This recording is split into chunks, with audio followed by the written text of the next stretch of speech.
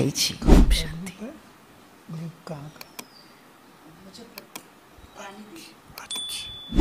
ओम शांति। सभी दो हाथों से भाई जी का फिर से स्वागत करेंगे।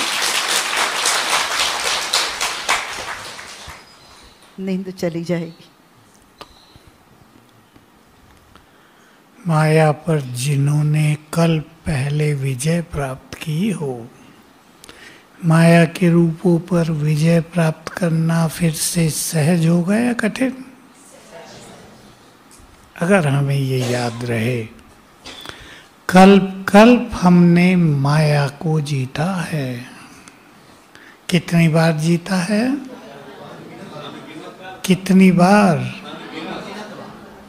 कितनी बार बताओ, गिनती करो। उस अनंत बार में से 1000 हम ले लेते हैं आज। 1000 बहुत है ना? आपने किसी रास्ते को 1000 बार पार किया हो, आज अंधेरा है, कर लेंगे पार? या लगेगा अंधेरे में कैसे जाएं? हमारे पैरों को भी रास्ता पता होता है। गाय भैंस को रास्ता पता होता है ना? सुनिए कहानी। बाबा के पास भी एक मरखनी गाय थी। मरखनी समझते हैं? मारने वाली। बाबा ने उसे बेच दिया। सिरोही पहुंच गई, उदास हो गई थी। मोह होता है जानवरों का भी। 2 दिन के बाद ही वापस आ गई। और देखो कहाँ पहाड़ चढ़ना है, वापस आ गई। बाबा ने समझ लिया इसका मन नहीं लगा है। बाबा उसके पास गए, तुम सबको मारती हो, सब डरते हैं तुमसे, इसलिए तुम्हें बेच दिया गया था। अब संकल्प करो आज से किसी को नहीं मारूंगी, तुम बहुत अच्छी हो। उस दिन से उसने किसी को मारा नहीं था। ब्रह्मा जी की आवाज, ब्रह्मा जी के वचन थे ना, मोस्ट इफेक्टिव। हम सभी ने माया को हजारों बार जीता है। मैं 1000 ले रहा हूं, तो माया को जीतने की शक्ति हमारे अंदर है। सुनो, मुझे देखो भाई, जल्दी बैठो, आपको ही देख रहे लोग। माताएं अब किसी को नहीं देखेंगी। माया को जीतने की शक्ति, क्या कहा था, हमारे अंदर है। बोलो, माया को जीतने की शक्ति। भाई थोड़ा इधर को हो जाओ, ये लाइन इधर हो जाओ। माताएं और भी आएंगी, जो सो गई होंगी ना नाश्ता करके, वो आएंगे भी। सब इधर हो जाओ थोड़ा, उनको भी कर दो भाई। तार छोड़ के बैठ जाओ। छोड़ दिया, छोड़ दिया। माया को जीतने की शक्ति हम सबके पास है। बोलो,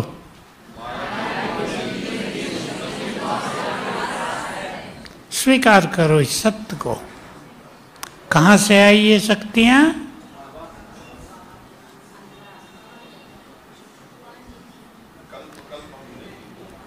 जैसे ही हम बाबा के बनते हैं, बाबा हमारे सिर पर हाथ रख के अपनी सारी शक्तियां दे देते हैं।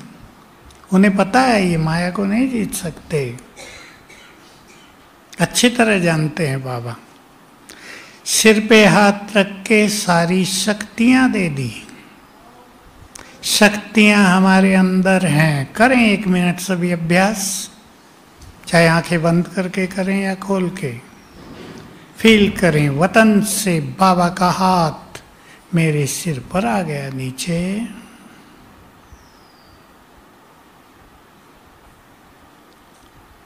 हाथों से अष्ट शक्तियों की 8 किरणें मुझ में समाने लगी।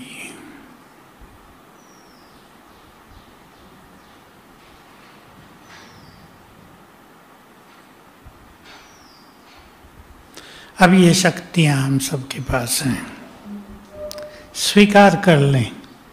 हैं? अब जो भगवान ने दी वो तो है ना। वो हमारे पास आकर सोई रहती हैं। उन्हें जगाना पहला काम। वो जगती हैं जब हम मास्टर सर्वशक्तिवान का अभ्यास करते हैं। और अगर आपको वो सदा जगा के रखनी है तो कुछ दिन, 21 दिन, सवेरे उठते ही मैं मास्टर सर्वशक्तिवान हूँ, बाबा ने शक्तियाँ दी हुई हैं, इसका 7 बार अभ्यास कर लिया करें विथ गुड फीलिंग। है मेरे पास, ये नहीं रिपीट कर रहे केवल, मेरे पास सारी शक्तियां हैं, तो जागृत रहेंगी। कभी बाबा ने कही एक बात छोटी सी और बहुत बड़ी। कई माताएं कहती हैं बाबा हमें सहन शक्ति दो, पतियों से तंगी होती है, माताओं को सहन करना पड़ता है। बाबा ने उत्तर दिया, शक्तियां दो नहीं, दे दी हैं, उन्हें यूज करो। तभी कहा था सवेरे उठकर याद किया करो, मैं सहनशीलता की देवी हूं। जिसके पास जिस शक्ति की कमी हो, परखना नहीं होता, कोई भी धोखा दे जाता है, निर्णय ठीक से नहीं कर पाते, गड़बड़ होती है। सवेरे उठकर मैं मास्टर सर्वशक्तिवान हूं, मेरे पास संपूर्ण निर्णय शक्ति है। 21 दिन कर जाओ। दूसरे 21 दिन मैं मास्टर सर्वशक्तिवान हूं, मेरे पास संपूर्ण परख शक्ति है। ये 2 बहुत काम की हैं, बाकी भी काम की हैं। सामना करने की शक्ति, भिन्न भिन्न बातें जीवन में आती हैं, उतार चढ़ाव होते हैं, बहुत बुरी हाल हो रही है संसार की आजकल। लोग सोचते हैं विनाश तो होता नहीं, पर विनाश हो रहा है। बहुत कुछ हो रहा है संसार में, हमें उसका सामना करना होता है। ये संकल्प करेंगे, वही मैं मास्टर सर्वशक्तिवान हूं, मेरे पास सामना करने की संपूर्ण शक्ति है। 7 बार तो ये शक्तियां जागृत रहेंगी। जिसको जो चाहिए, बहुत बड़ी शक्ति होती है विस्तार को छोटा करने की, संकीर्ण बोलते हैं, यानी एकाग्रता की शक्ति। मन फैला हुआ है उसको समेटना, ये बहुत बड़ी चीज है। तो हमारे पास शक्तियां हैं। अब हम एक लक्ष्य बनाए भट्टी में आकर। आज दूसरा दिन है, तीसरा एक लक्ष्य बना लें। मुझे अपने को ईश्वरीय शक्तियों से भरना है, स्पिरिचुअल पावरफुल ले लेनी है बाबा से, क्योंकि ये भरने का मौका अब के अलावा कभी नहीं मिलता। सर्व खजाने मुझे ले लेने हैं। मैं आपको चिंतन दे रहा हूं, आप क्लास के बाद सवेरे शाम कर लेना। संगम युग पर बाबा से मुझे क्या क्या लेना है, और इससे पहले यदि लिखें संगम युग पर बाबा से हमें क्या क्या मिल रहा है, वो बहुतों को पता नहीं क्या क्या मिल रहा है, फिर उसमें से क्या क्या लेना है। जो को लेना होता है मनुष्य को, उसके लिए वो प्लान करता है, मेहनत करता है। दुनिया में भी मुझे बाबा से ये लेना है, तो उसमें एक चीज है, संगम युग पर मुझे स्वयं को संपूर्ण ईश्वरीय शक्तियों से भरना है। मुझे संपूर्ण भाग्य ले लेना है उससे। मुझे अपनी बुद्धि को श्रेष्ठ ईश्वरीय बुद्धि, डिवाइन बुद्धि बना लेना है, ताकि जन्म जन्म मैं बुद्धिमान रहूं। जो कुछ यहाँ लेंगे वो जन्म जन्म साथ चलेगा। ऐसे सोचना। मुझे हर जन्म में धनवान बनना है। क्या करेंगे? बोलो, ये तो जानते हैं सभी। मुझे हर जन्म में धनवान रहना है, किसी भी जन्म में धन की कमी ना पड़े। ज्ञान धन जितना ज्यादा होगा और देंगे, उतना ही स्थूल धन जन्म जन्म साथ रहेगा। और यहाँ के लिए बाबा ने कहा, बहुत गुह्य राज है, एक ही बार आती हैं ऐसी बातें मुरलियों में। 4 तरह की शक्तियाँ एक बार इन पे बाबा की अव्यक्त मुरली चली थी। बाबा ने कहा, जिसके पास ज्ञान धन बहुत है, उसे स्थूल धन कमाने में मेहनत नहीं लगेगी। सब जो कमाने वाले, सबके लिए इम्पोर्टेंट चीज, मुरली छोड़ के धन के पीछे भागेंगे, और अगर ज्ञान के पीछे भागेंगे तो धन आपके पीछे भागेगा। ये रहस्य है इस सृष्टि के खेल के।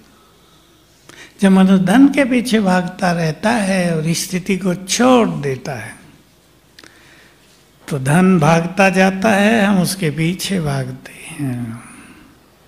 और जब मनुष्य प्रकृति का मालिक बन जाए, ईश्वरीय ज्ञान से भरपूर हो जाए, प्रकृति के मालिक का अर्थ है शरीर के मालिक, और इसका अर्थ है एक सेकंड में देह से न्यारे होने का अभ्यास। तो प्रकृति धन देने वाली है, धन पीछे पीछे आएगा। हमें धन के पीछे भागना नहीं पड़ेगा। ये आध्यात्मिक रहस्य हैं इस विश्व ड्रामा के।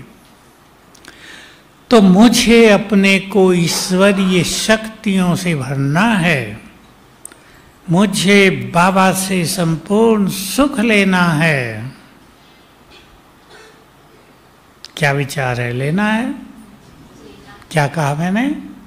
संपूर्ण सुख लेना है। पीछे वाले बोलो, क्या कहा? संपूर्ण सुख लेना है। ये सुख स्वर्ग के सुखों से भी बढ़कर है। बाबा ने कभी कहा, संगम युग का 1 मिनट का सुख एक पलड़े में रखो, और सत्युग त्रेता का सारा सुख दूसरे में ये बड़ा होगा। पूरा संगम को अगर हम ईश्वरीय सुखों में बिताना सीख लें तो गजब की बात। इसलिए एक जो सूक्ष्म माया है, सवेरे उठने में माया है या नहीं?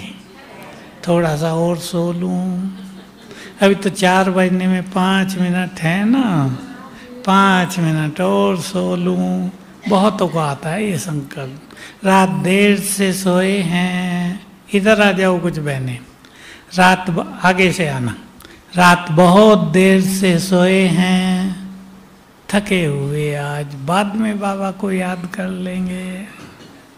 बाबा ने तो कहा निरंतर मुझे याद करो, यही थोड़ा ही कहा सवेरे सवेरे ही करो, बस निरंतर मुझे याद करो। ये माया है या नहीं?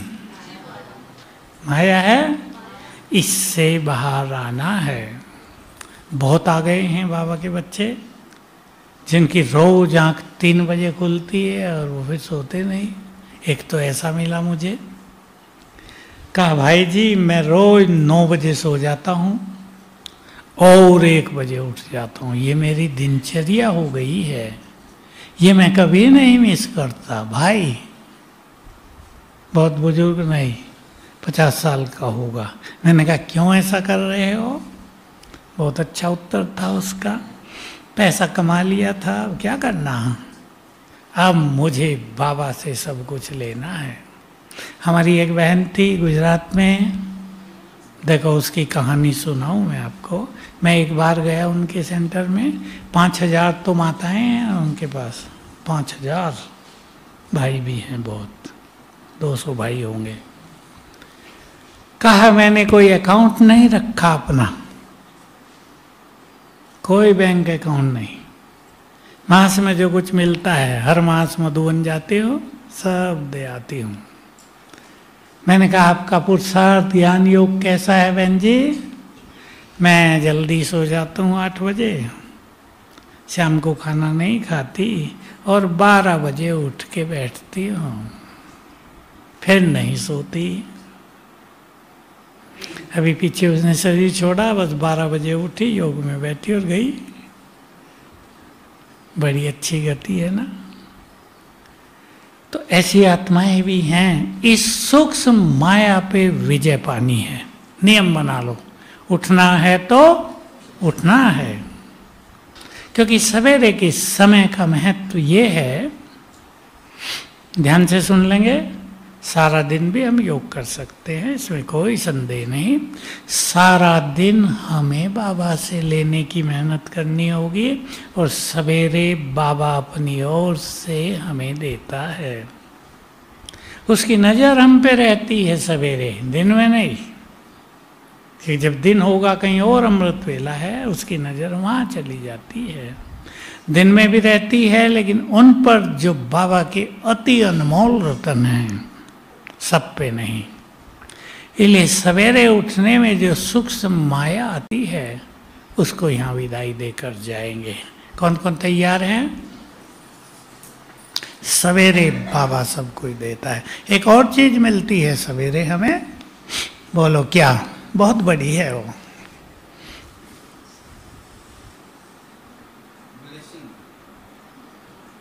ब्लेसिंग और वरदान, जो दिन में नहीं मिलते।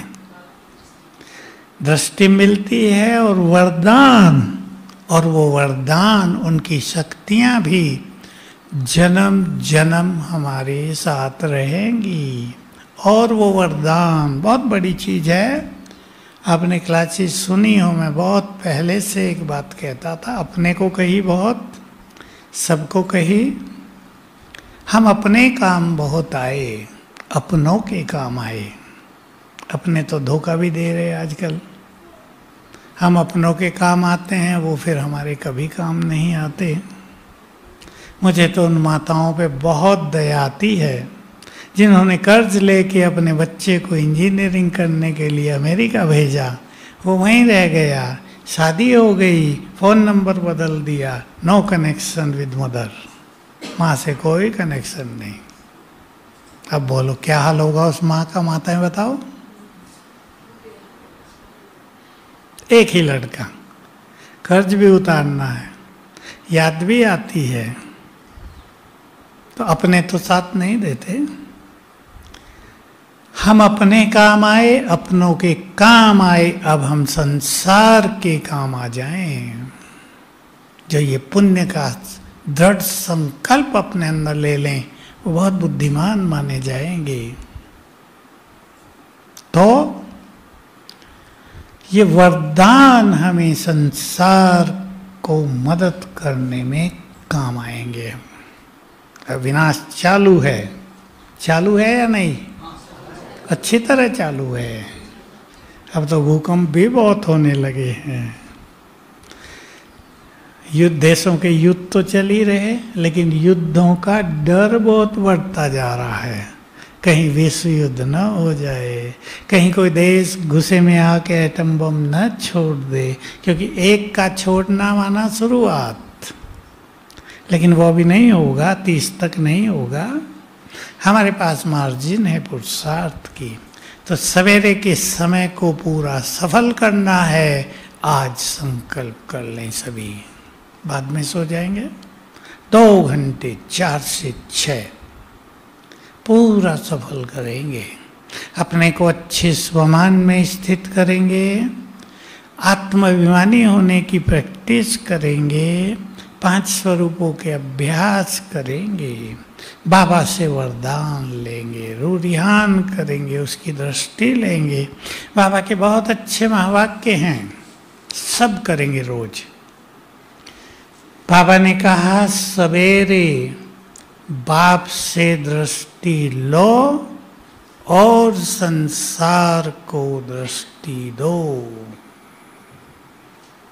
ये दृष्टि पवित्र आत्माओं की, ये छोटी चीज नहीं होती।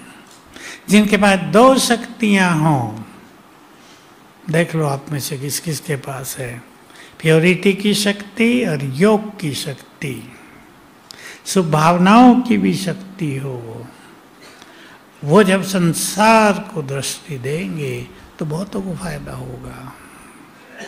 पूरे कल्प को वाइब्रेशंस देंगे, बहुतों को फायदा होगा।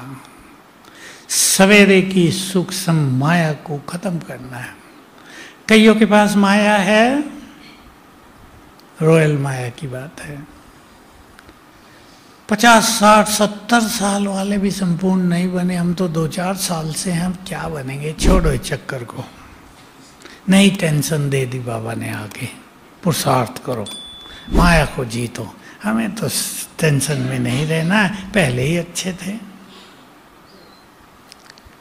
एक माता आई, ज्ञान में चल रही थी, पति तो बेचारा दुखी रहता था। मुझे कहा हमारा खुशियों भरा पारिवारिक जीवन ज्ञान में आने से उदासी में भर गया है, मैं छोड़ती हूँ ज्ञान को। छोड़ दिया। अब देखो दो दुविधा की बात, पवित्रता के कारण उसका पति उदास रहने लगा है, उदास के कारण घर का माहौल थोड़ा भारी रहता है। अब इसको भगवान अच्छा नहीं लग रहा है, वो अच्छा लग रहा है। अगर ये चाहे तो उस वातावरण में फिर से खुशियां भर सकती थी, पर विकारों की खींची से भी थी, चली गई। कईयों का ऐसा हाल है। तो हमें तो विजय माला में आना नहीं है, हम थोड़ा ही विजय रतन बनेंगे। अभी तो आए ज्ञान में, ढीले हो जाते हैं। बाबा ने विजय माला के लिए एक बहुत गुह्य बात कही है। आप में से कोई विजय माला का उम्मीदवार हो, सोच लेना, बस सोच लेना। हाथ तो सभी उठा देंगे, हाथ नहीं उठाना, सोचना है। बाबा ने कहा विजय माला की आखिरी 2-3 सीटें अंत तक भी खाली रखी जाती हैं, ताकि कोई भी पीछे आने वाला तेज पुरुषार्थ करके बैठना चाहे तो कुर्सी खाली है। लेकिन विजयमाला हाथ उठाने से नहीं आती। विजयी रतन के लिए 8 घंटा योग, बैठकर नहीं, कहीं बैठ जाते हैं 8 घंटा, फिर कमर जवाब दे जाती है, फिर हॉस्पिटल में बैठना पड़ता है। बैठ के नहीं, कर्म योगी जीवन बना दें। संपूर्ण प्योरिटी चाहिए विजय माला में आने के लिए, संतुष्टता चाहिए, निरंकारिता चाहिए। तो ये संकल्प न करें कि हम तो विजय माला में नहीं आ सकते। विजय माला के बाद 1008 आत्माएं और बहुत पावरफुल हैं, 1008 उनमें आया जा सकता है। 16,108 पावरफुल नहीं होते।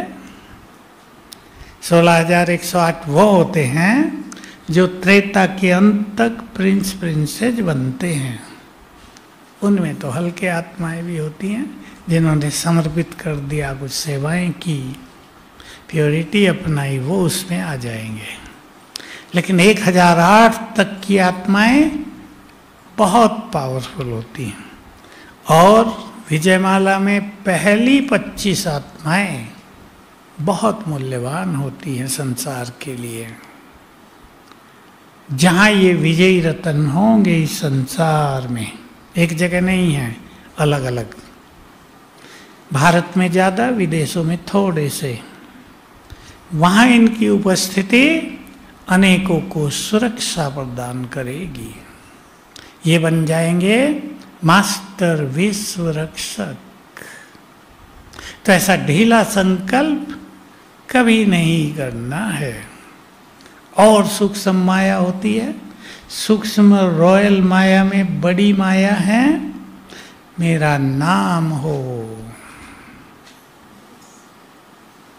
मुझे बहुत मान मिले ज्ञान में मैंने ये काम किया, मैंपन के सारे स्वरूप मैं बहुत बुद्धिमान हूँ, सूक्ष्म रहता है। मैं बहुत अच्छी सेवा कर रहा हूँ बाबा की, एक अच्छा संकल्प, लेकिन मैं कर रहा हूँ इससे रॉयल माया। मैं मेरा नाम मान शान की इच्छा, जो इनसे मुक्त हो जाए, जो इनसे मुक्त हो जाए, उसका जीवन अलौकिक शक्तियों से भर जाएगा। मान अगर रह जाए, मान की इच्छा, बाबा की मुरलियों में आपने सुना है, लेकिन सबको तो याद नहीं रहता, ना सब सुनते। कई बच्चे सोचते हैं हमारा खजानों का खाता, भाग्य का खाता बहुत ज़्यादा है, लेकिन बाबा ने जब खाते चेक किए तो बाबा ने कहा उतना नहीं है जितना तुम समझते हो, और बहुत अच्छा राज बता दिया। जो निमित्त और निर्माण भाव से सेवा नहीं करते, मैंपन से करते हैं, उनका केवल 5% ही जमा होता है। 5% समझ गए ना, 0, कुछ नहीं। तो हमें संगम युग पर ये समझ लेना है कि ये सारा खेल अब तो दुनिया का ही खेल, अब से पहले नहीं, अब दुनिया का सारा खेल, इसका कंट्रोल शिव बाबा ने अपने हाथ में ले लिया है। सूक्ष्म रहस्य है। दुनिया में जो महाविनाश भी होगा, और अब जो स्थापना के कार्य में बहुत बड़ी जय जयकार का पाठ चलेगा, वो सब बाबा ने अपने कंट्रोल में ले लिया है। अभी अब नीचे वाले नहीं कुछ कर सकेंगे, वो होगा जो बाबा चाहेगा। जय जयकार। कितनी आत्माओं को ब्राह्मण बनना है? बोलो ना, आप जानते हैं सब। बाबा कहते हैं जितने देवी देवता थे सब ब्राह्मण बनेंगे। और देखो 33 करोड़ की बात तो है, तब 33 करोड़ की संख्या केवल भारत की नहीं होगी, भारत का विस्तार दूर दूर तक फैल जाएगा। जो दुनिया के नक्शे को जानते हैं, इधर सिंगापुर, इंडोनेशिया, थाईलैंड, बर्मा, सब, इधर मिडिल ईस्ट के मुस्लिम कंट्री, इधर चीन, जापान, ये सब भारत के हिस्से। चीन, जापान नहीं, चीन और रसिया, ये सब भारत के हिस्से होंगे। तो थोड़ी जगह में देवता बसेंगे, दूर दूर बसेंगे, वो 33 करोड़ में आएंगे। पीछे सबके राज्य अपने अपने हो जाएंगे जब द्वापर होगा। इनमें से 2 करोड़ सतयुग की आबादी, पता है ना, सतयुग अंत तक 2 करोड़, 9-10 लाख से 2 करोड़, वो तो बहुत अच्छे ब्राह्मण होंगे। उनमें से जो 108 हैं वो विश्व पर राज करेंगे जन्म जन्म। केवल 8 नहीं, 108। आपको एक चिंतन देता हूं, सतयुग में एक राजा कितना समय राज करेगा? बोलो। 150 वर्ष। आयु कितनी होगी? तो जन्म लेते ही बैठ जाएगा। फिर सोचो, सतयुग में एक राजा कितना वर्ष राज करेगा? फिर सोचो, 120 से 25, 115, चलो सोच लेना। 8 गद्दी चलेंगी, ये तो बाबा कहता है अश्वरत्नों के लिए। और भारत में एक होगा, जैसे अब सेंट्रल गवर्नमेंट होती ना, केंद्रीय प्राइम मिनिस्टर और केंद्रीय मंत्री, फिर चारों ओर 30 स्टेट हैं भारत में, 29-30, उनके अलग अलग मुख्यमंत्री यानी राजा। सतयुग में चारों ओर 8 होंगे, चारों ओर भी होंगे, एक बीच में, 7 चारों ओर। समझो 1-1 लाख पर एक राजा हो जाएगा लगभग। तो 108 रतन सतयुग में राज करेंगे पूरे सतयुग पर। अष्टरत्नों के कारण 8 गद्दियों का गायन है। इसका अर्थ ये नहीं 150 साल राज करेंगे। 150 साल कैसे राज होगा? जन्म लेते ही थोड़ा ही राज्य पर बैठेंगे और मृत्यु तक। अंत से कुछ साल पहले माँ बाप अपने बच्चों को राज तिलक देकर खुद वानप्रस्थ होंगे। और सतयुग में शादियाँ होंगी 50 साल में। 60 साल में पहला बच्चा, 70 में दूसरा।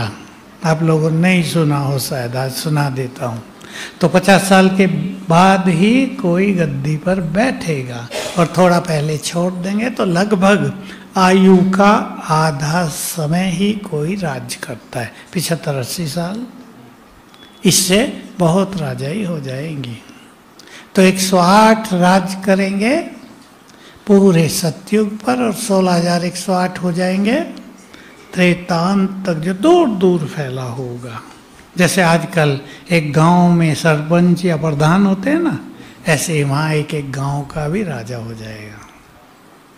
जिन्होंने भी यहाँ समर्पित किया, पता नहीं आपने सुना या नहीं ये राज, जिन्होंने भी यहाँ समर्पित किया, बाबा कम से कम एक बार उन पर राजाई समर्पित अवश्य करेंगे, चाहे वो छोटी हो। बाबा जब साकार में थे लास्ट ईयर में, किसी बड़े महारथी ने पूछा था, आप उसे जानते हैं, मैं नाम नहीं बताऊंगा, कि बाबा अगर मैं अब शरीर छोड़ दूं तो मुझे मेरा पद क्या होगा? बाबा कहते थे ना मुरली में। बाबा ने उसे देखकर कहा, बच्चे त्रेता के अंत में कोई छोटी मोटी राजाई मिल सकती है। वो तो सोचता ही रह गया, मैं इतना बड़ा महारथी, मेरा इतना नाम। तो इसमें नाम की बात नहीं, लंबे समय से ज्ञान में चलने की बात भी नहीं, इसमें बात है सोच लो कौन कितना योग युक्त हुए, किसकी प्योरिटी कहाँ तक पहुंची। प्योरिटी की डेफिनेशन जो मुरली सुनते हैं बाबा ने बहुत सुना दी है। ईर्षा द्वेष भी है, पर चिंतन है इम्प्योरिटी। प्योरिटी की शक्ति डाउन हो रही है। आलस अलबेलापन भी है, इम्प्योरिटी।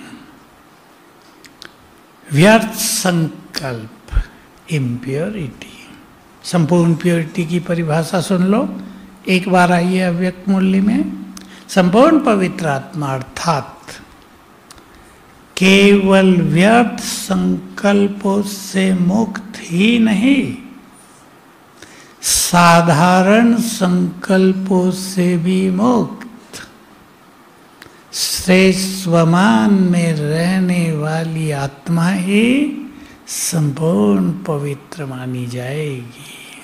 अगर साधारण संकल्प भी चलते, मान लो किसी का ब्रह्मचर्य बहुत अच्छा है, उन्हें संपूर्ण रूप से पालन किया हुआ है, लेकिन कामकाज के साधारण संकल्प, तेरे मेरे के साधारण संकल्प चलते ही रहते हैं, प्योरिटी की शक्ति नष्ट होती रहती है। देखो, मनुष्य के मन में 1 मिनट में लगभग 25 संकल्प उठते हैं। अगर आप योग बहुत अच्छा करें, आजकल ये स्पीड बढ़ गई है, 30-40 तक पहुंच गई है बहुतों की। इसको ओवर थिंकिंग कहते हैं। सोच ही रहे हैं लोग, क्या सोच रहे हैं उन्हें पता नहीं। इस स्पीड को हम कम कर दें, वो होगा अशरीरीपन और स्वमान से, ज्ञान के श्रेष्ठ चिंतन से। 25 से 20, 20 से 15, 15 से 10। अगर कोई अपने मन की स्पीड को 8-10 विचार प्रति मिनट पर ले आए तो बहुत पावरफुल हो जाएंगे। देवता जब हम थे सतयुग में, तो हमारी मन की स्पीड 8-10 संकल्प प्रति मिनट थी। वहाँ हम पहुँच जाएंगे, सतोप्रधान स्थिति। 2 ही तरीके इसके, अशरीरीपन बहुत ज़्यादा सारे दिन में, और स्वमान, क्योंकि स्वमान का एक संकल्प अनेक व्यर्थ के संकल्पों को समाप्त कर देता है। सूक्ष्म माया, रॉयल माया, बोलो और क्या? आप सुनाओ। जानते हैं आप सभी? जानते हैं? आप लोग गृहस्थ में रहते हैं, शादियों में, फंक्शंस में अपने रिलेटिव के पास जाते हैं, सोचते हैं एक दिन खाने में क्या कोई मुश्किलात होती है, थोड़ा ही हमारी धारणाएं हम तोड़ रहे हैं, थोड़ा सा ले लिया कोई बात नहीं। रसगुल्ले बहुत टेस्टी दिखाई दे रहे हैं, रसमलाई तो आकर्षक है, तो कोई नहीं देख रहा, इधर उधर देखा, यहाँ कोई नहीं है, थोड़ा सा खा लेते हैं।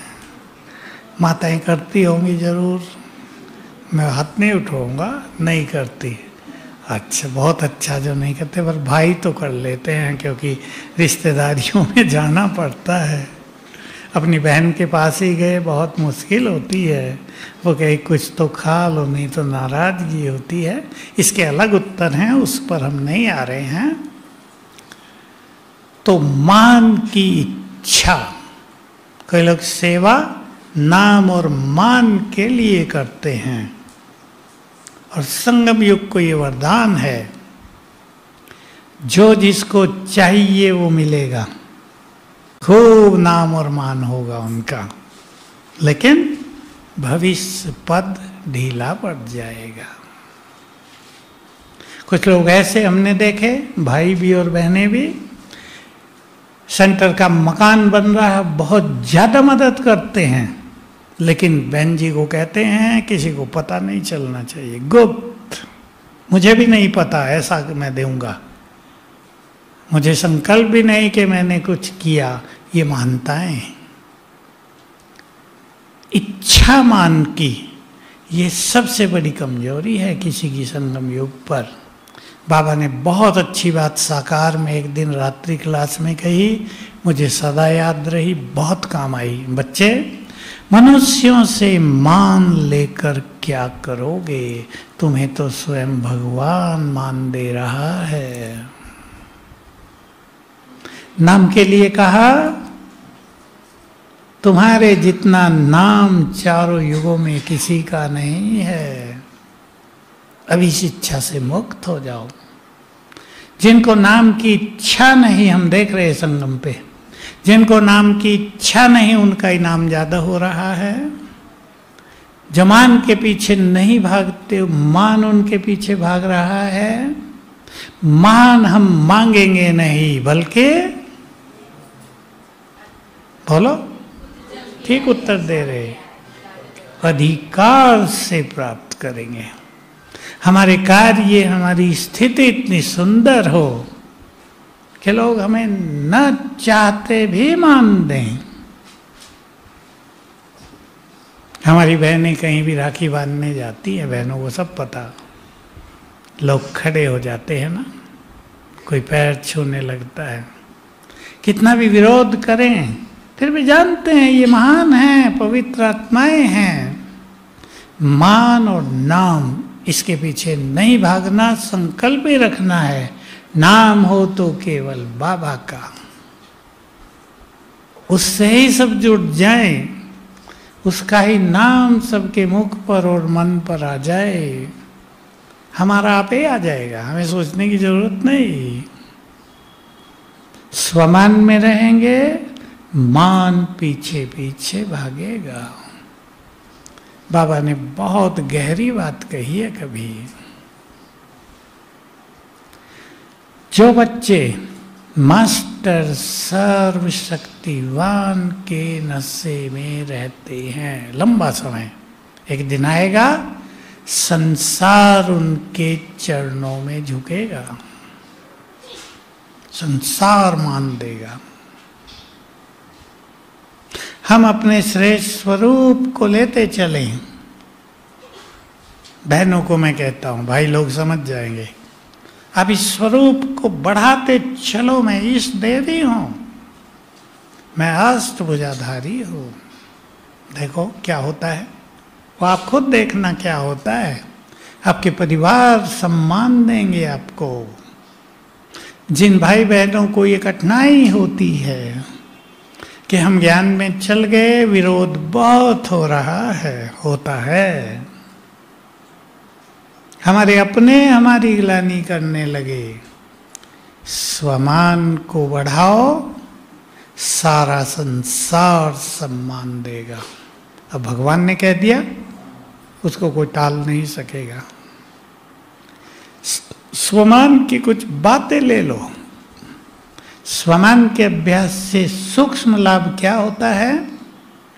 हम ये जानते जाएंगे मैं कौन हूं। आत्मा हूं केवल ये नहीं, मैं कौन हूं।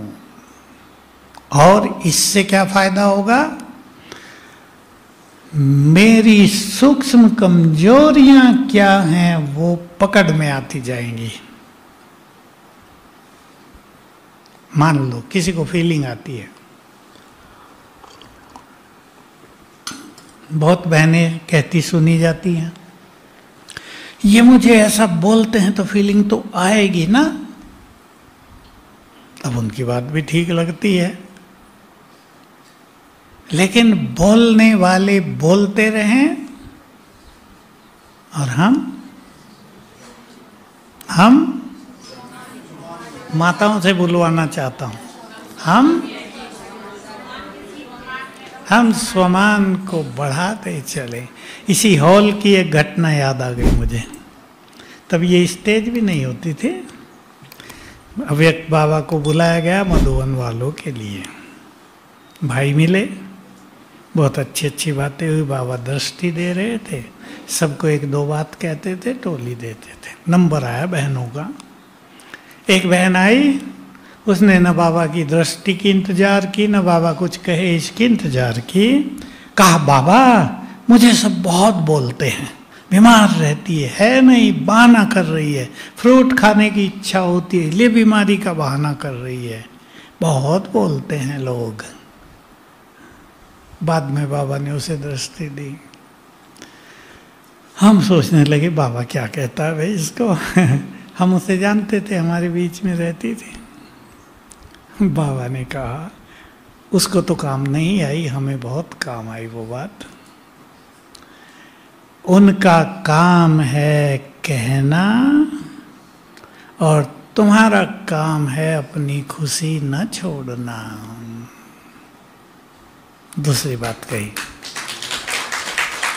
मुझे तब से ही याद है, ये बात शायद 50 साल के आसपास की हो गई होगी, 50 साल पहले।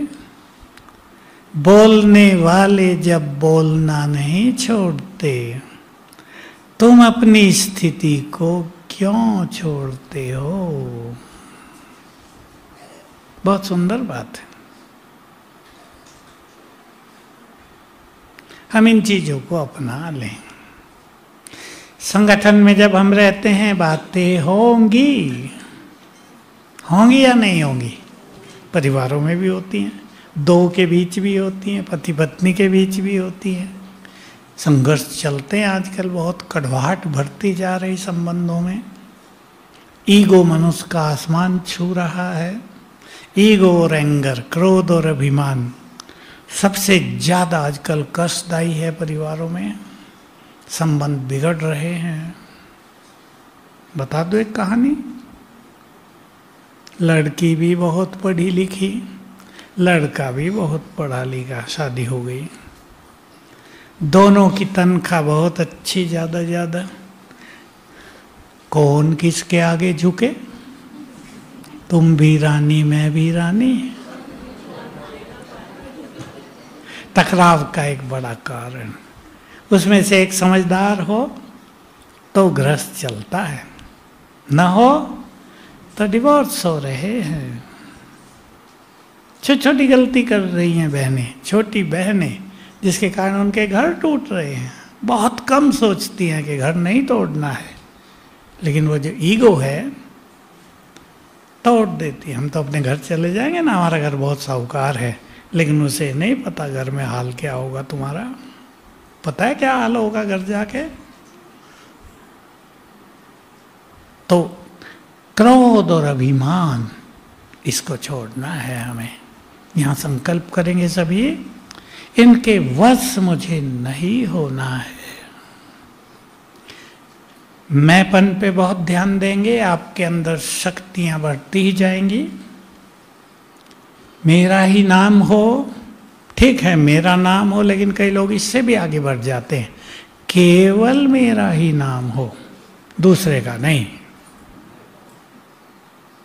इसलिए कई लोग योग्य भी आते हैं उनके पास, उन्हें वो आगे नहीं बढ़ने देते, सेंटर ढीला रह जाता है, बहनें घर छोड़ के वापिस जाती हैं, बढ़ने ही नहीं देते। केवल मैं चमकू संसार में, बाकी सब धुंधले हो जाएं। गलत धारणा है अच्छी। जो व्यक्ति दूसरों को योग्य बनाए, जो दूसरों को भी आगे बढ़ाए, वो खुद बहुत आगे बढ़ता है। बाबा ने बहुत बार सिखाया है। जो दूसरों की टांग खींचे, उसकी टांग खींचने वाले कई मिल जाएंगे। जो दूसरों के द्वार बंद करे, उसके द्वार तो पहले ही बंद हो जाते हैं। हिंदी में किसी कवि ने एक बहुत अच्छी बात कही, खाई खने जो और को, ताको कूप तैयार। जो दूसरों के लिए खाई खोदता है, पीछे कुआं उसके लिए तैयार रहता है।